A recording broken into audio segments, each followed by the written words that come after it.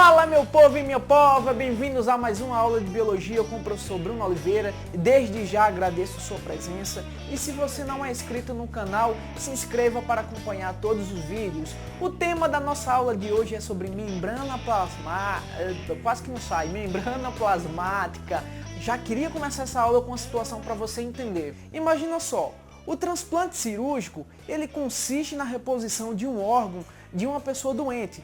Nesse caso a gente chama de receptor, por um órgão de uma pessoa que é doador. Esse doador pode ser uma pessoa viva ou uma pessoa que já morreu. Só que às vezes o que acontece? O sistema imunológico da pessoa que está recebendo esse órgão acaba identificando que aquilo que está vindo para ele não é dele. Acaba atacando o órgão ou tecido desse doador. Ocorre uma rejeição desse órgão. E a pergunta que eu faço para vocês é o seguinte: como é que o sistema imune consegue identificar, consegue distinguir o que é estranho ou o que é dele mesmo? Essa é a pergunta que eu deixo no ar e ao longo dessa aula você vai entender qual a relação de um transplante de órgão com a membrana plasmática. A membrana plasmática ela também pode ser chamada de plasmalema ou membrana celular. Membrana celular é mais fácil de você encontrar nos livros, mas às vezes cai a palavra plasmalema no vestibular e bate o desespero porque você não sabe o que é. Então, eles são sinônimos, significa a mesma coisa e não vai perder uma questão por causa de besteira. A membrana plasmática ela só é visível ao microscópio eletrônico, que é aquele microscópio extremamente caro. Possivelmente o que você tem aí na sua escola é um microscópio óptico, que ele não consegue visualizar com detalhes as estruturas que formam a membrana plasmática. Só para você ter ideia, a membrana plasmática ela é tão fininha que ela é classificada em uma unidade de medida chamada angstrom. Ela tem 75 angstrom. Todos os tipos de célula possuem membrana plasmática, seja uma célula procariótica ou seja uma célula eucariótica. Não importa se é animal, se é vegetal, se é uma bactéria, todas elas possuem membrana plasmática. A membrana plasmática ela é o envoltório da célula. Ela serve para delimitar. É como se fosse uma parede. A parede serve para quê? Para separar um lado do outro. Então a membrana plasmática acaba separando o que é a parte de dentro da célula e o que é a parte de fora da célula.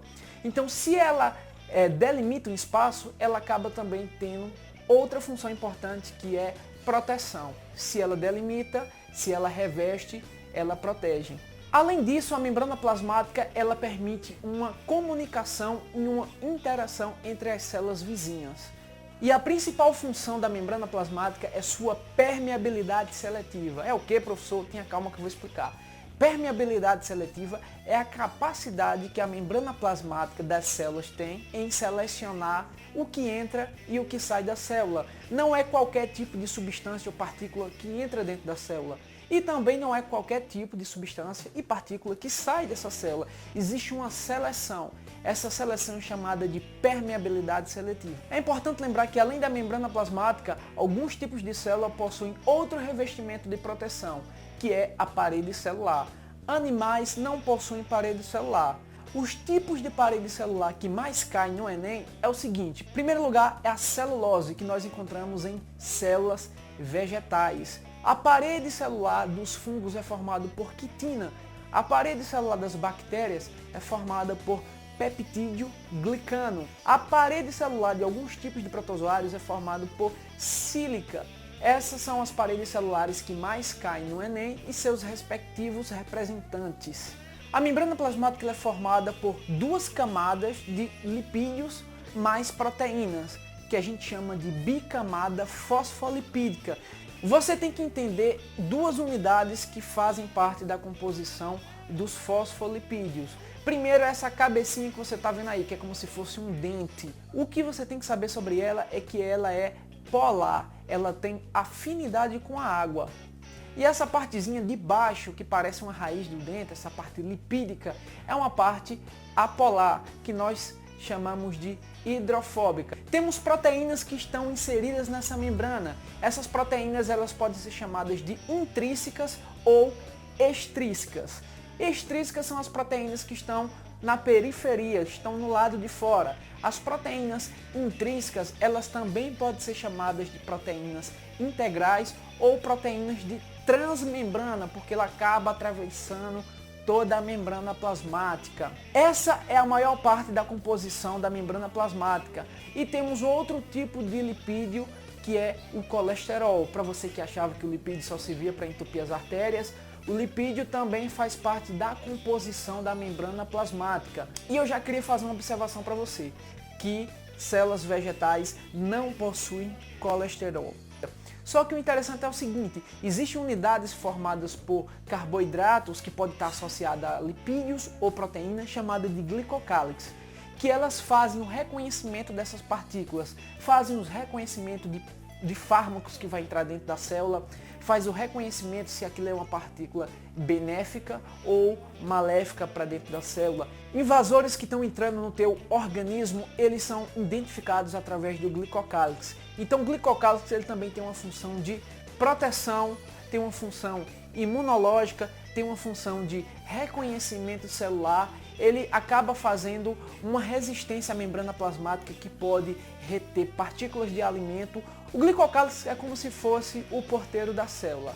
Ele reconhece as unidades que podem entrar ou sair. É igual você que vai dar uma festa e não quer que qualquer tipo de gente entre na sua festa. Então o que é que você faz? Você coloca um segurança lá na porta. Quando alguém chegar com a senha, o glicocálix, que é o porteiro da célula, diz: pode entrar, tem a senha, pode entrar. Não tem a senha, vaza, fica no lado de fora. Então quem é esse segurança? É o glicocálix, é o porteiro da célula. Se lembra no início da aula que eu falei do transplante de órgão? É justamente isso que eu queria chegar. É a nível de glicocálix que a membrana plasmática da célula reconhece se aquele órgão que está sendo transplantado é da própria pessoa ou se está vindo de fora. E logo aciona o nosso sistema de defesa para atacar aquele órgão invasor.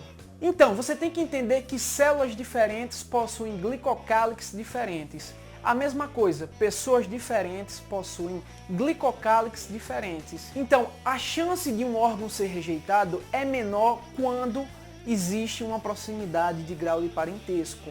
Quanto mais próximo o grau de parentesco, menor o risco de uma rejeição de um transplante. E agora eu vou falar sobre as especializações da membrana plasmática. Isso você tem que saber.